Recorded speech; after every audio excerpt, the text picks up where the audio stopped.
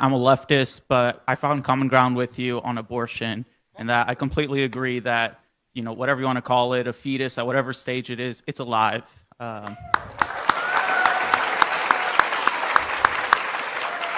There's no contention on that front. My concern, though, and I want to hear your perspective on this, is here in Texas we have the strictest abortion ban in the whole country. There's no exception for rape or incest or for the life of the mother after 6 weeks. My concern is that the government is mandating that people carry out their pregnancies even when it goes against their own life and their own well-being. I can take an example of if somebody's threatening to harm you, you have a right to self-defense. Why not give the same autonomy to people who are pregnant? Okay, thoughtful question. Thank you. So, first thing is, if you believe abortion is wrong, which you admitted it is, well then you should obviously have laws that... I'll clarify. I didn't admit that abortion was wrong. Okay, I said yeah, I please see clarify. it as a form of self-defense. Okay, right. So that's a new one. Well, as the previous person says, that person inside of you is completely dependent on you in a way different than a natural-born child. So in most cases, rape and incest aside, how did that being get there? I mean, in most cases, through sex, regardless of rape or incest. Yeah, so there was a choice made.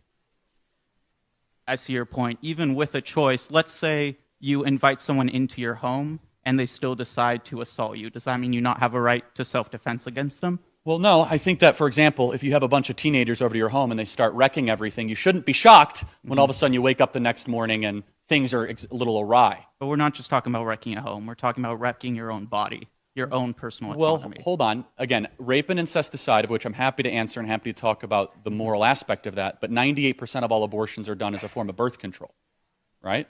Sure. It's a form of birth control. How did those people get pregnant? Usually through consensual sex. Right. So they are pro-choice. They made a choice to have consensual sex, and now they want to be able to use scientific medical technology to crush a being that is not them, is a different person out of convenience?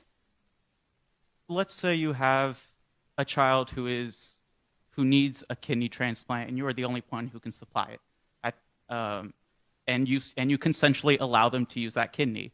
What if the operation goes too long? They're still kind of using your blood for months on end. Should the government mandate, maybe not kidney? I love these hypotheticals. I got it. I'm not making fun you of see you. where, No, you see earlier where I'm I got going. the most amazing hypothetical.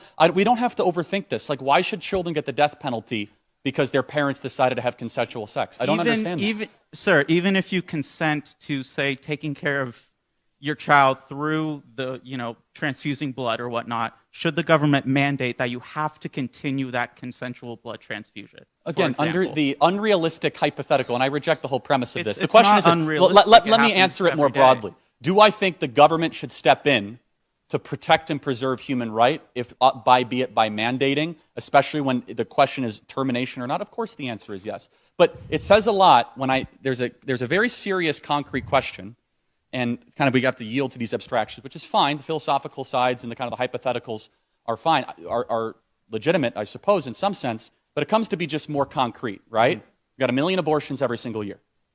Okay, 998,000 of them are because of a form of birth control. Do you find something wrong with that? Not necessarily. Okay. I think there is something wrong with that. I think that just looking at the last resort to be able to terminate human life as a form of birth control is not just sick, it's immoral, and it says a lot about who we are as a people and kind of the folding of a cultural life in our nation. And so I'll just ask one final question. When does human life begin? It begins at conception, but that doesn't override the right to bodily autonomy and self-protection. Okay, so that's interesting. So it does begin at conception. So does that mean someone who is larger than another being has the right to terminate them? Because why is it bodily autonomy? Just because the being is in them? The size doesn't matter. It's the self-defense. If a toddler is running a knife at you, you can knock it down. I'm sorry. I'm kind of impromptu here as we keep going. That's okay. Yeah. Well, so I'll just close with this. Don't use that analogy again. Yeah. No, that was a bad one.